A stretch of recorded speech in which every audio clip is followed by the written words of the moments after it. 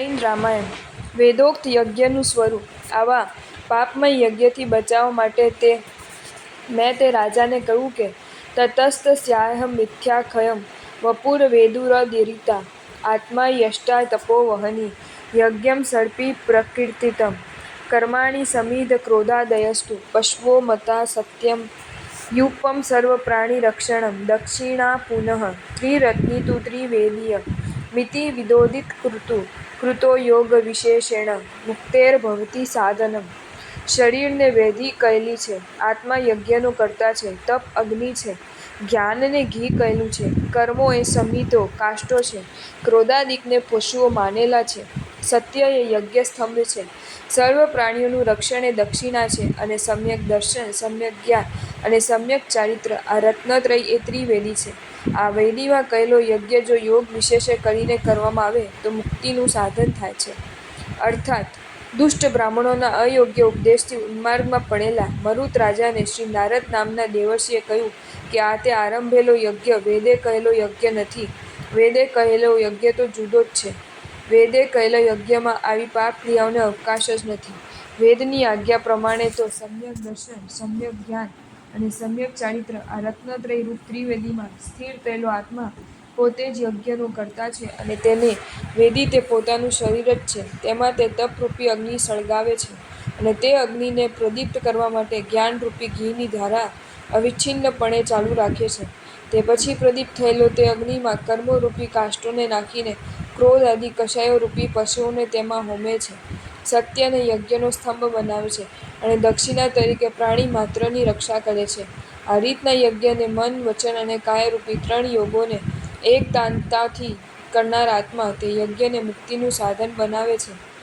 બાકી ક્રવ્યાદતુલ્યા યે કુર્યુ અર્યજ્ઞં છામવધાદિના તે મૃત્વા નરકે યોરે તિષ્ઠેયુર્દુ ખીનશ્ચિરમ.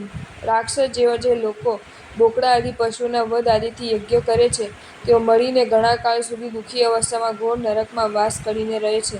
અને ઉત્પન્નોચ્યુતમે વંશે બુદ્ધિમાનુબુદ્ધિમાનસી રાજન વ્યાધો ચિત્તાદસ્મા વિવર્તવસ્વ તદન્યેષ. હે રાજન, તું તો ઉત્તમ વંશમાં ઉત્પન્ન થયેલ છે, બુદ્ધિમાન અને બુદ્ધિમાન છે, માટે શીખાડીને યોગ્ય એવા આ પાપથી પાછો ફર. વળી તે લોકોના કથન મુજબ યદિ પ્રાણી વધેનાપી સ્વર્ગો જાયેત દેહિનાં તત્તુચ્છન્યો જીવલોકોય મલપૈરપી ધીનેર્ભવત. જો પ્રાણીઓના પ્રાણીવધથી પણ સ્વર્ગ થતો હોય તો થોડા જ દિવસોએ કરીને આ જીવલોક શૂન્ય થઈ જાય, કારણ કે હિંસાના સંખ્યા આ દુનિયામાં નાની સૂની નથી. મારા આ કથનને સાંભળીને ક્રોધે કરીને જ્વલતા યજ્ઞના અગ્નિ જેવા તે બ્રાહ્મણો દંડ અને પટક હાથમાં લઈને ઊભા થઈ ગયા, અને તે પછી તેઓથી મરાતો હું ત્યાંથી નાઠો. નદીપુરના પરાભવથી પરાભૂત થયેલો આદમી જેમ દ્વીપને પામે, તેમ હે રાવણ ત્યાંથી નાસતો એવું તેને પામ્યો. તારા જોવાથી મારી તો રક્ષા થઈ જ ગઈ છે, પણ હવે તે નર પશુઓથી હણાતે તે પશુઓને તું બચાવ. શ્રી નારદજીની આ પોકારમાંથી અનેક વાતો સમજવા જેવી છે. અજ્ઞાન આત્માઓ દંભી અને સ્વાર્થીઓના પાશમાં સપડાયેલો ગમે તેવા પાપને પણ ધર્મ માની લે છે, અને ધર્મના નામે અનેક જાતિના નિર્ધૂળ કાર્યો કરવાનું આરંભે છે. આવા આત્માઓને પાપ માર્ગમાંથી કોઈ બચાવવા ઈચ્છે અને સત્ય વસ્તુઓનું ભાન કરાવવાનો પ્રયત્ન કરે તે પણ પાપ આત્માઓથી સહી શકાતું નથી. વળી સત્ય વસ્તુનું ભાન કરાવવા માટે ઉપકારી પુરુષો કઠોર શબ્દોનો પણ ઉપયોગ કરવાનું નથી ચૂકતા, અને તેમ કરતાં ઉપકારીને ઘણું સહેવું પડે છે. આ બધી જ વાતો શ્રી નારદજીના પોકારમાંથી આપણને મળી આવે છે.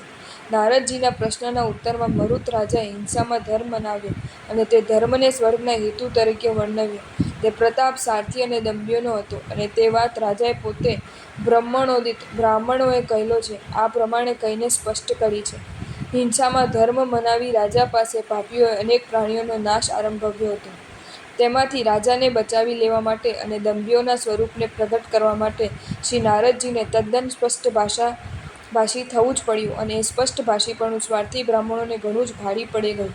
પરિણામે તે દુષ્ટોના આક્રમણથી બચવા માટે શ્રી નારદજી જેવાને નાસવું પડ્યું.